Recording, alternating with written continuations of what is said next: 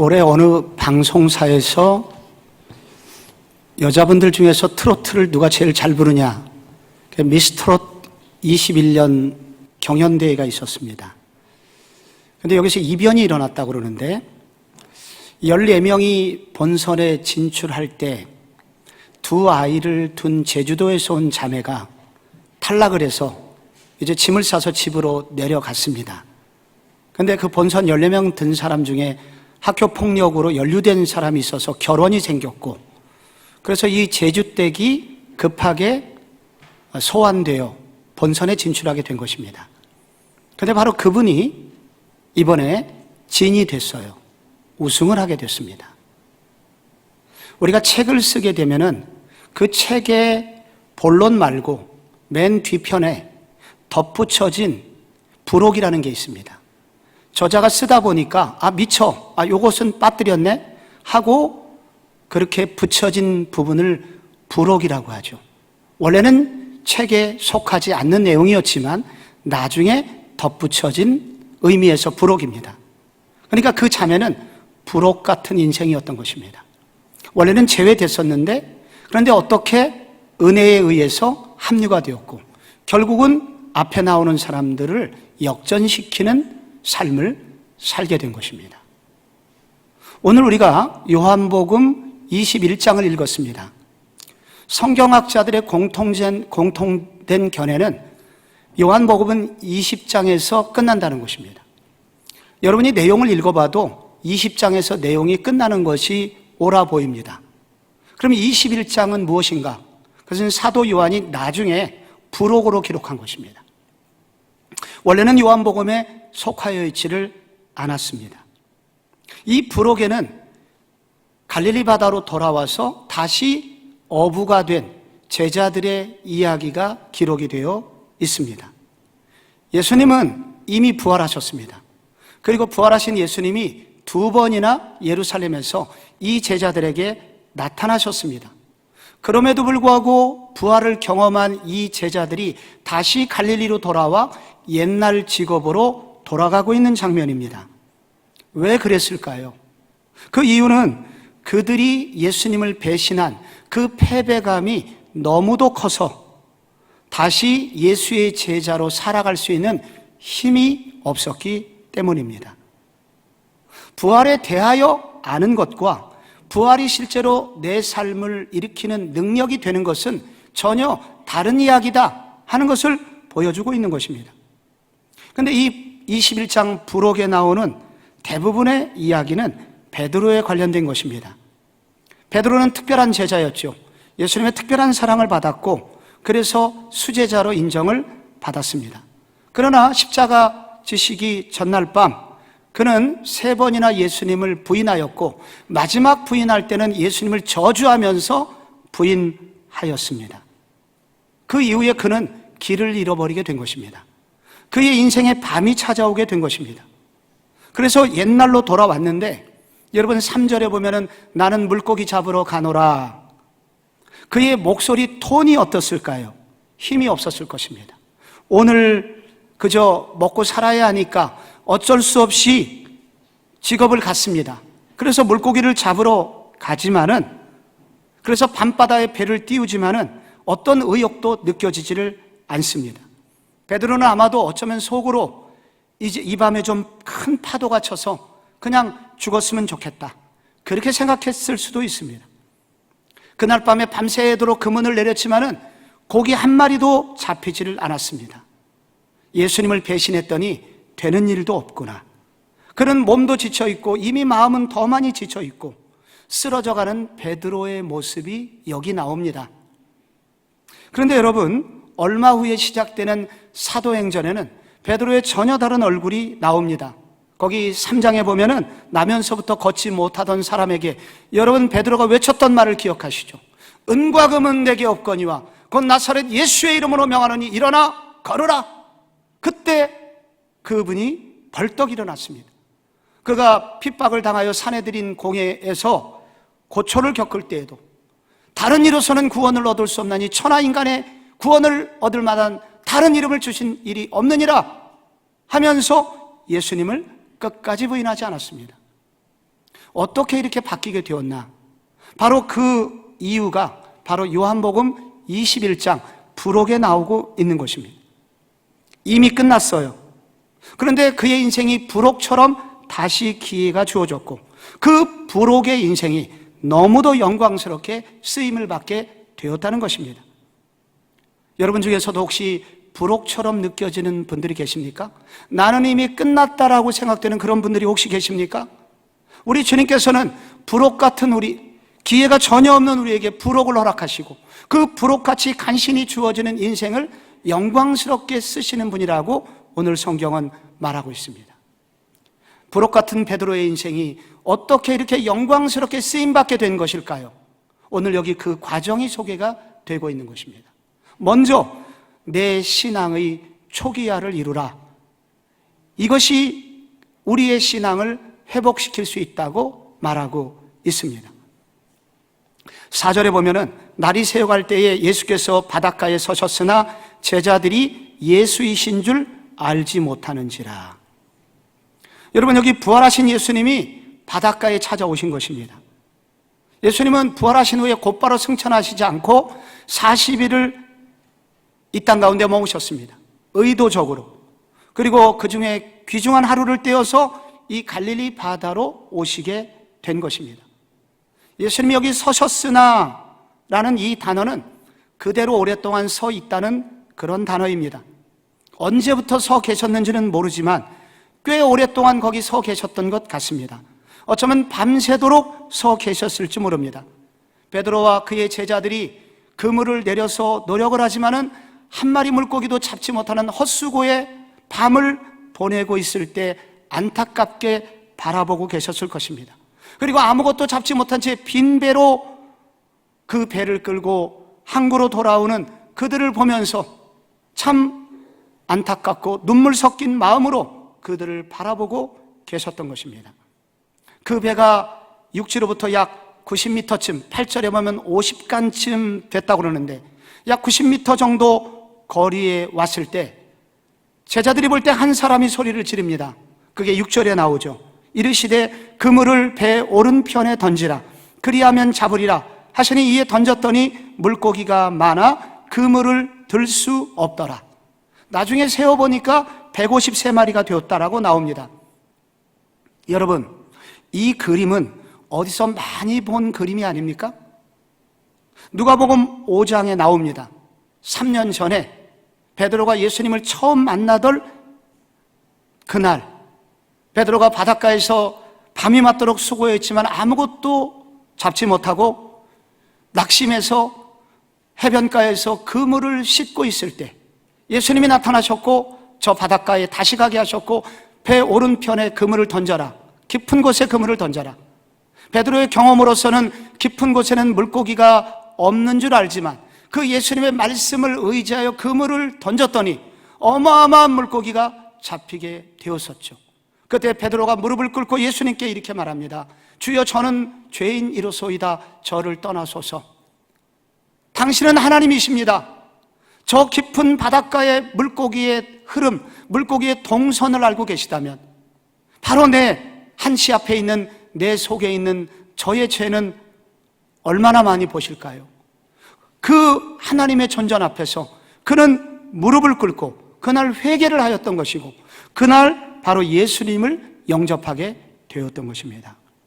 그런데 예수님이 부활하시고 나서 베드로에게 처음으로 하셨던 일은 바로 베드로와 예수님이 처음 만났던 그날로 돌아가 그날의 감격 속으로 돌아가게 하는 일을 예수님께서 하고 계신 것입니다. 우리가 부활신앙을 가져야 한다, 부활신앙을 가져야 된다, 이런 말을 듣습니다. 이것은 예수님이 부활하셨습니다, 그리고 예수님이 승천하셨습니다 라는 객관적 사실을 아는 것으로 충분하지 않다는 것입니다. 이 부활이 내 부활이 되어야 한다는 것입니다. 내 부활은 어떻게 가능할까요? 예수님이 죽음을 깨치고 일어나셨듯이 내 삶 속에서도 그런 예수님이 꿈틀거리고 역사하셔서 내 삶도 그렇게 바꾸실 것이라, 이런 것들이 어떻게 가능하겠습니까? 그것은 잃어버린 첫사랑을 회복할 때 가능하다는 것입니다. 내가 가졌던 예전의 그 순수한 뜨거운 신앙으로 돌아갈 때, 여러분, 이것이 가능하게 되었다는 것입니다. 코로나 때문에 많은 이 코로나의 원인과 그리고 그 대책에 관한 책들이 쏟아져 나오고 있고, 그 중에 많은 기독교 진영에서도 책들이 나오고 있습니다. 근데 이런 책들을 읽으면 공통적인 결론이 하나 나옵니다. 왜 하나님이 코로나를 허락하셨고 교회는 무엇을 해야 되나? 모든 책이 이것을 얘기합니다. 교회의 본질을 회복하라는 주님의 사인이다. 우리가 모두 교회가 본질로 돌아가야 된다는 거예요.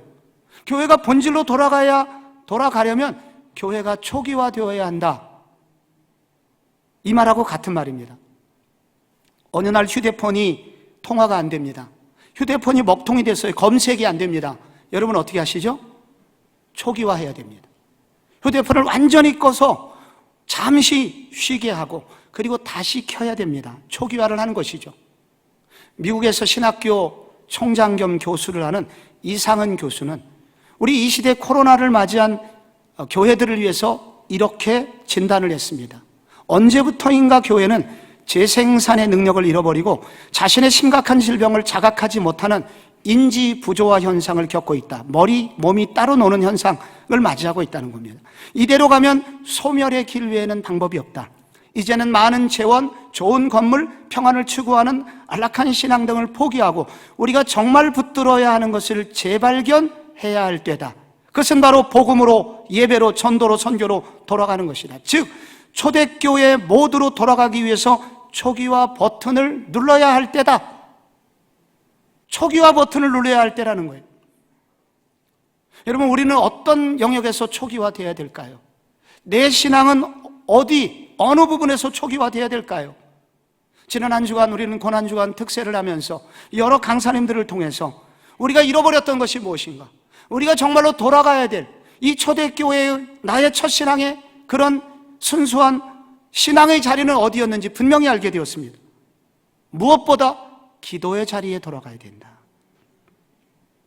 우리는 그동안 하나님이 주신 많은 이 문명의 이기들, 도구들과 하나님이 주신 부요함에 취하여 이것이 잘못 사용될 때 세상의 쾌락으로 빠져들어 마귀의 밥이 된다는 사실도 모른 채 우리는 그렇게 세상에 취하여 하나님께 기도하는 일을 잃어버렸다는 것을 알게 해주셨습니다.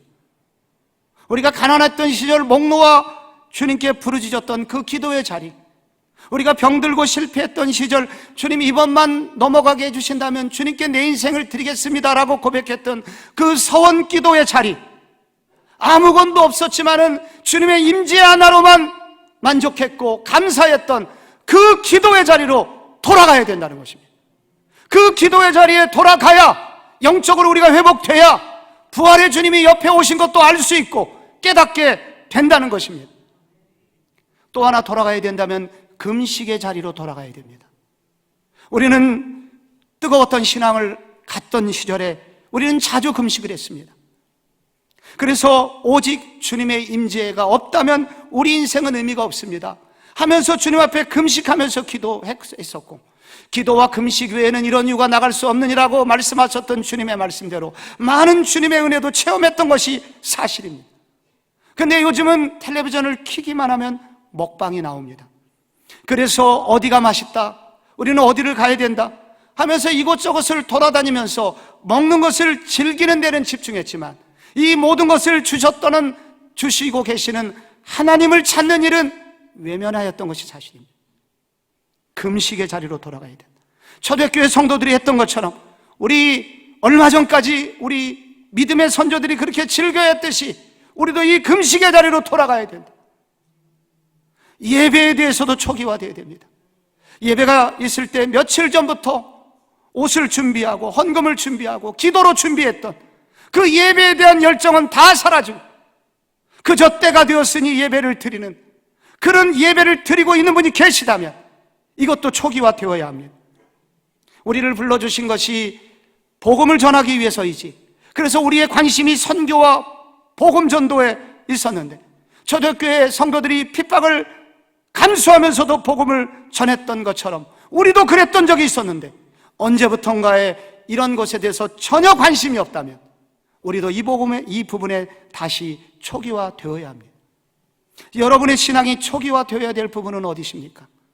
우리의 신앙이 초기화될 때, 부활하신 주님이 우리를 찾아올 때 우리는 느낄 수 있고 그분을 만질 수 있고 그분의 능력이 나의 능력이 되어 부록 같은 인생도 다시 쓰임받게 될 것을 말씀하고 계신 것입니다. 여러분, 이 부록의 인생이 다시 쓰임받으려면 두 번째로 미끄러진 죄인도 다시 품어주시는 그 주님의 품에 안기셔야 됩니다. 조반을 먹은 후에 예수님께서 베드로에게 물으셨죠. 이 사람들보다 나를 더 사랑하느냐? 베드로가 주님 그렇습니다. 내가 주님을 사랑하는 줄 주께서 아시나이다. 내 양을 먹이라. 이 장면이 나옵니다. 이것은 사실 좀 뜬금없는 질문인 것 같습니다. 여러분, 다른 사람은 몰라도 베드로만큼은 그러면 안 되는 사람이었습니다. 베드로는 그만큼 예수님의 사랑을 받았던 사람이기 때문입니다. 여러분 중에서도 그러면 안 되는 사람들이 다 있을 것입니다. 그 사람만큼은 그러면 안 되는 사람이 있습니다. 근데 바로 그 사람이 나를 배신할 때 그 충격은 너무도 크게 됩니다. 그래서 이 정도 배신을 당했으면은 그런 사람을 만났을 때 우리가 보통 묻는 질문은 이것입니다. 정말 너한테 실망했다. 네가 그럴 줄은 몰랐다. 너 도대체 왜 그래 했니? 무슨 변명이라도 해봐. 가로 열고 이 자식아 가로 닫고. 그렇게 말해도 베드로는 아무런 할 말이 없는 사람이었습니다. 근데 뜬금없이 베드로에게 이것들보다 네가 더 사랑하느냐? 이것들은 물고기일 수도 있고 이 사람들일 수도 있지만 이 세상에 무엇보다 나를 사랑하니? 그 질문을 하고 계신 것입니다. 여기 이 질문에 들어있는 매우 중요한 의미가 있습니다. 여러분, 이 질문을 하신 예수님의 지인이는 베드로, 네 속에 여전히 나를 향한 사랑이 있다는 것을 나는 알고 있다 라고 예수님이 베드로의 사랑을 인정해 주고 계시다는 의미가 있습니다. 베드로가 예수님을 부인한 건 사실이지만은 그 이유는 예수님을 사랑하지 않아서가 아니라 그날 밤 그 두려움이 너무도 컸기 때문에 예수님을 배신한 것을 예수님은 알고 있었습니다.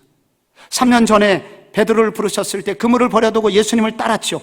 그리고 지난 3년간 풍찬 노숙을 겪으면서 예수님을 따라다녔습니다.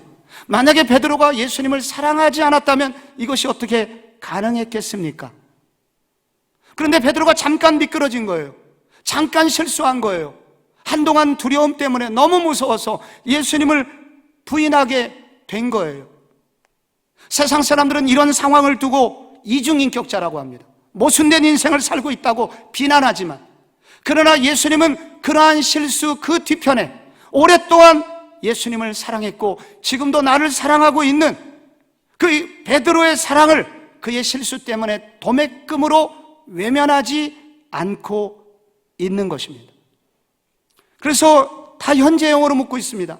지금 네가 나를 사랑하니? 너 옛날에 어땠니? 이런 거 하나도 묻지 않으시고, 주님은 베드로의 과거를 묻지 않으셨습니다. 과거가 어떻든지 간에 지금 그 사랑, 나를 사랑하는 그 사랑이 남아있니? 하면서 베드로가 여전히 부족함에도 불구하고 예수님을 사랑하는 것을 인정해 주신 것입니다. 이런 예수님의 인정받음에 대하여 베드로의 답변이 예 주님 그렇습니다. 내가 주님을 사랑하는 줄 주께서 알고 계시지 않습니까? 여기 예수님의 사랑과 베드로의 사랑에 원래 원문에 나오는 단어가 다르다는 것은 들어보셨을 것입니다. 베드로에게 예수님께서 쓰신 사랑하다는 단어는 아가페이스메, 나를 사랑하느냐? 이게 사랑하다라는 우리가 알고 있는 아가페의 그 동사형이 여기 쓰였습니다. 여러분, 아가페라는 것은 십자가에서 보여주신 헌신적인 사랑입니다. 이걸 번역하면은 너는 내가 너를 사랑한 것처럼 나를 사랑하니? 그런 뜻입니다. 베드로는 뭐라고 답변했습니까? 주님, 사랑합니다. 근데 이때 베드로가 썼던 동사는 필로, 이것이 명사형으로 필레오예요. 우리가 알고 있는 친구들 간의 우정을 설명하는 단어입니다. 이것을 번역하면 주님, 저는 그 정도는 할 수 없어요. 주님께서 저를 사랑한 것만큼은 사랑할 수 없지만은 제가 그냥 친구들 정도로 누군가를 사랑하는 것처럼은 주님 할 수 있습니다. 부끄럽지만 저의 사랑은 여기까지입니다. 베드로는 자신이 주님을 사랑했지만 주님이 사랑하신 것만큼은 사랑할 수 없다고 고백을 했는데, 바로 이 고백 속에는 그 연약하고 부족한 사랑 때문에 자신이 미끄러졌다는 것을 인정하고 있는 것입니다. 제 사랑이 좀 짧아서, 제 사랑이 부족해서 미끄러졌습니다. 그래서 넘어졌습니다. 그래서 주님께도 상처를 입혔습니다. 주님 죄송합니다 라는 그런 뜻이 여기 들어있는 거예요. 근데 그 사랑 고백을 듣자마자 예수님 뭐라고 그랬습니까? 내 어린 양을 먹여라.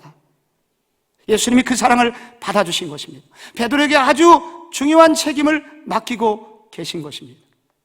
베드로가 부족한 사랑이지만 예수님께 사랑을 고백하자 베드로를 다시 받아주신 것입니다. 이 장면에 성경에는 나오지 않지만 예수님과 베드로 사이에 포옹이 일어났을 것입니다. 베드로야, 그러면 됐다. 베드로는 예수님의 품에 안기게 되었고 예수님은 그 베드로를 안아주시게 된 것입니다. 예수님은 3번 베드로에게 동일한 질문을 하셨습니다. 왜 3번 물으셨을까요? 그것은 베드로가 예수님을 3번 부인했기 때문입니다. 이 3번이라는 숫자는 베드로에게 트라우마와 같은 숫자입니다. 그래서 3번 계속해서 물으시니 베드로가 걱정이 됐습니다. 근데 3번 사랑을 확인하심으로써 베드로를 과거의 실패로부터 완전히 벗어나게 되기를 예수님은 원하셨던 것입니다. 젊은이들 용어로 이것을 퉁쳤다라고 합니다. 네가 3번 부인했니? 근데 3번 네가 사랑을 고백했잖아. 그럼 비긴 거야. 너는 완전히 그 실패로부터 벗어났으면 좋겠다. 이 사랑 고백을 하자 그 베드로의 내면 속에 있는 그 패배감에 붙들려 있던 베드로를 그 고통에서 뽑아내 주신 것입니다. 성경에 보면 많은 믿음의 사람들이 한 번 이상 미끄러졌습니다. 그러나 그 미끄러진 인생을 주님은 방치하지 않으시고 그들을 찾아가시고 다시 회복시켜 주십니다. 그때 그 넘어졌던 사람들은 주님의 사랑의 깊이를 깨닫습니다. 주님의 용서의 깊이를 깨닫습니다. 그리고 거기서 다시 회복되어 주님께 헌신하고 또 다른 사람도 용서해주는 사람으로 쓰임받게 되는 것을 많이 보게 됩니다. 믿음의 조상이라고 하는 아브라함을 생각해 보십시오. 그는 조금만 어려우면 약속의 땅을 버리고 애굽으로 내려갔던 사람입니다. 그런데 하나님께서는 애굽의 바로를 오히려 혼내시고 아브라함에게 다시 기회를 주셔서 가나안 땅으로 돌아오게 하십니다. 그런데 여러분, 얼마 후에 다시 6년이 왔고 그가 그때 다시 블레셋으로 가게 돼서 동일한 죄를 반복하게 됩니다. 그럼에도 불구하고 하나님은 아브라함을 버리지 아니하시고 다시 기회를 주셨습니다. 그리고 결국은 믿음의 조상이 되게 하셨습니다. 오늘 그 하나님이 부활의 주님이신 것입니다. 주님은 우리의 미끄러진 신앙, 우리가 미끄러질 때 다시 찾아오시는 분입니다. 그리고 다시 기회를 주시는 분입니다. 그리고 우리를 다시 받아주시는 분입니다. 오늘 주님께서는, 이 부활의 주님은 우리에게 요구하고 계신 것입니다. 너희들이 미끄러졌느냐? 나는 준비가 되어 있다. 나는 너희들을 다시 쓰고 싶다. 이때 우리가 그 주님의 사랑의 깊이와 넓이를 깨달으면서 주님의 품에 안기게 될 때 우리는 회복되고 다시 쓰임받게 되는 것입니다. 주님의 품에 안기는 것은 어떻게 가능할까요? 작은 사랑의 고백으로 시작될 수 있습니다. 베드로의 고백처럼, 주님, 저의 사랑은 부족합니다. 저의 사랑은 모자랍니다. 그렇지만 저는 주님을 사랑합니다. 요만큼은 주님을 사랑합니다 라고 이 작은 사랑의 고백을 고백할 때 우리의 주님을 향한 사랑이 회복되고, 그리고 그것을 기회로 우리 주님은 우리에게 더 큰 기회를 주신다는 것입니다. 사랑하는 성도 여러분, 오늘 이 부활절 아침에 주님께 작은 사랑의 고백을 올려보시기 바랍니다. 예, 주님, 제가 부족하지만 주님 사랑합니다. 연약하지만 주님 사랑합니다. 이만큼밖에 사랑하지 못해서 부끄럽지만 주님을 사랑합니다 라고 주님의 품에 안기게 될 때 주님은 우리를 안아주시고 우리로 다시 일어나 뛰어갈 수 있는 힘과 용기를 주신다고 약속하십니다. 성도 여러분, 우리 부록의 인생이 회복이 되려면 마지막으로 소명에 이끌리는 인생이 되라는 주님의 말씀에 순종해야 됩니다. 예수님께서 3번 네가 나를 사랑하느냐 물으셨고 베드로가 그렇습니다 라고 할 때마다 예수님 답변하셨습니다. 내 양을 먹이라, 내 양을 치라, 그리고 또다시 내 양을 먹이라 라고 말씀하셨습니다. 이게 동사는 다르지만 먹이라와 치다 하는 것은 목양을 하라는 그런 의미입니다. 이 예수님의 말씀은 곧 예루살렘 교회의 지도자로 베드로를 초대하시는 것입니다. 이제 베드로는 목양을 하는 사람이 될 것입니다. 교회의 지도자가 되어서 말씀으로 양들을 가르치고 그리고 세계 선교를 지휘하고 어려운 사람을 돕는 구제의 책임자로 베드로를 세우시겠다는 그런 그 자리로 베드로를 부르고 계신 것입니다. 이것을 소명이라고 합니다. 이 소명은 아무에게나 주어지는 것은 아닙니다. 이것은 실로 엄청난 일입니다. 실패한 자에게, 예수님을 배신한 자에게는 결코 맡겨질 일이 아니었지만은 이 베드로를 이렇게 주님은 쓰십니다. 이런 일이 어떻게 가능하게 되었나? 그것은 원래 예수님께서 베드로를 부르실 때부터 계획하신 일이었기 때문이었습니다. 예수님이 베드로를 처음 만나던 그날 밤 누가복음 5장에서 무릎 꿇어 회개하는 그에게 무서워하지 말라, 이제후로는 내가 사람을 취하리라 말씀하시죠. 같은 말씀이 마태복음 4장에 나옵니다. 나를 따라오너라, 내가 너로 사람을 낚는 어부가 되게 하리라. 여러분, 그 이전에 베드로의 인생은 끌려다니는 인생이었습니다. 인생에 특별한 목적과 의미가 없었습니다. 그래서 되는 대로 사는 인생이었습니다. 그러나 그날 예수님을 만났고 예수님을 처음 만나는 그날 이후에 그의 인생은 의미 있는 인생이 되었습니다. 목적이 분명한 인생이 되었습니다. 아, 주님께서 나를 써주시고 내가 사람 낚는 어부의 삶을 살겠구나 하는 꿈을 꾸면서 목적이 분명한 인생이 되었었습니다. 그러나 십자가 앞에서 실패한 베드로는 갑자기 목적을 잃어버리게 되었습니다. 그래서 다시 되는 대로의 인생, 파도 치는 대로 배가 움직이듯이 그저 되는 대로의 인생을 살게 되었는데, 그 실패한 베드로를 찾아오신 예수님이 다시 베드로를 부르십니다. 그리고 다시 소명을 주십니다. 이전보다 더 큰 소명을 주십니다. 예루살렘의 지도자가 되라는 소명을 주십니다. 그래서 그날 그 부활하신 예수님의 말씀 때문에 베드로는 잃어버린 소명을 찾게 되고 다시 목적이 분명한 인생, 끌려다니는 인생이 아니라 가슴이 뛰는, 불타오르는, 무엇인가를 향하여 살고 싶은 그런 목적이 있는 인생이 되게 됩니다. 고든 맥도날드가 내면 세계의 질서와 영적 성장에서 이미 말했듯이 우리 인생은 둘로 나눌 수 있다. 하나는 충동에 이끌리는 인생과 목적이 이끄는 인생이 있다. 혹은 소명이 이끄는 인생이 있다.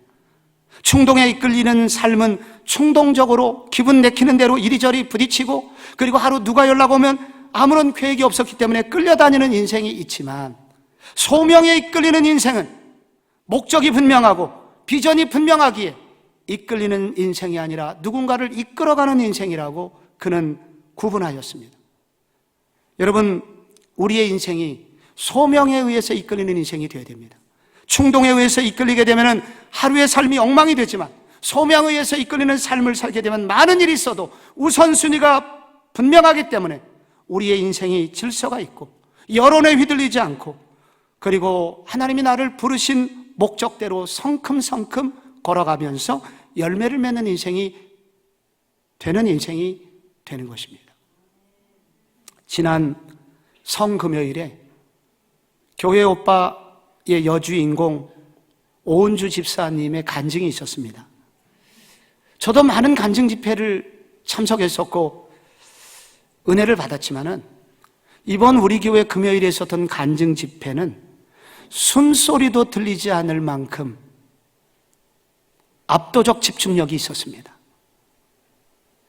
첫 아이를 낳고 산후조리원에서 나오는 그날 남편 이관희 집사 36세 때 대장암 4기 진단을 받았고, 그래서 투병이 시작되었고 산모인 자기가 남편의 병수발을 들게 되었다고 고백했습니다.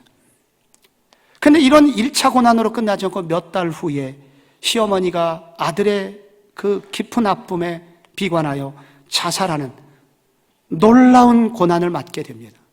근데 고난이 거기서 끝나지 않고 얼마 후 본인은 혈액암 사기 판정을 받는 기가 막힌 인생을 살게 됩니다. 결국 영화에서 나오는 대로 남편은 하늘나라에 가셨고, 그래서 이제 홀로 계신데 제가 요즘 건강은 어떠시냐고 궁금해서 여쭤봤더니 다음 달 혈액암 완치 판정을 받을 예정이라고, 그러면서 왜 나는 살려두시는지 모르겠다고, 아마도 천국에 들어갈 자격이 부족해서인 것 같다고 그렇게 말씀하셨습니다. 이분은 전문적으로 간증을 하러 다니시는 분이 아닙니다.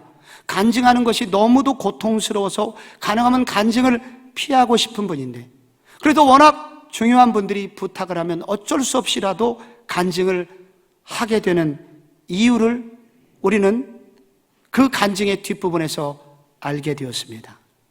그날도 2시간 넘게 막히는 금요일 밤을 뚫고 우리 교회까지 오셨고, 그리고 정성을 다해서 간증을 해주셨습니다.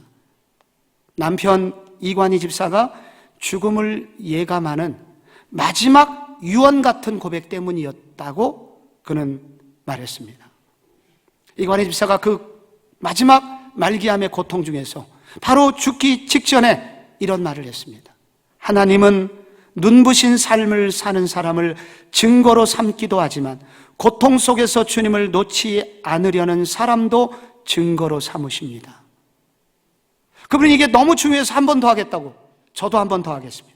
하나님은 눈부신 삶을 사는 사람도 증거로 삼지만 고통 속에서 주님을 놓지 않으려는 사람도 증거로 삼으신다.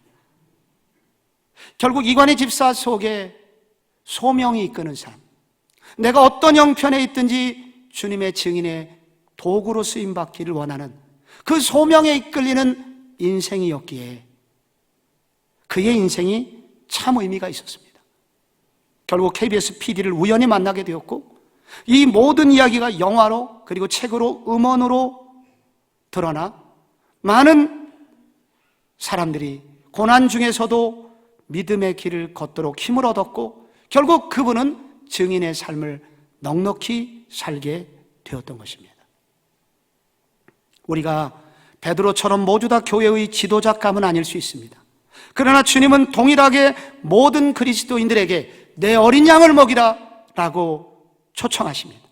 내 삶의 모든 영역을 통하여 주님의 영광을 돌려드리는 일에 우리를 초대하고 계신 것입니다.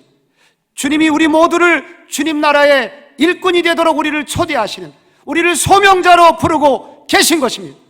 우리의 형편이 어떠하든지, 가난하든지 부하든지, 건강하든지 병들었든지, 형편이 좋든지 형편이 나쁘든지 너는 모든 상황을 통해서 나에게 영광을 돌리는 삶이 되거라 라고 우리 주님이 우리를 초대하고 계십니다.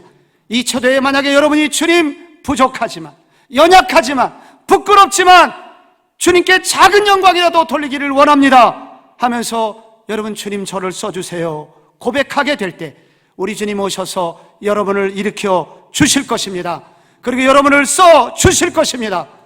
우리 끝난 것 같은 인생, 불옥 같은 인생을 다시 회복시키시는 부활의 주님을 만나는 아침이 되시기를 축복합니다.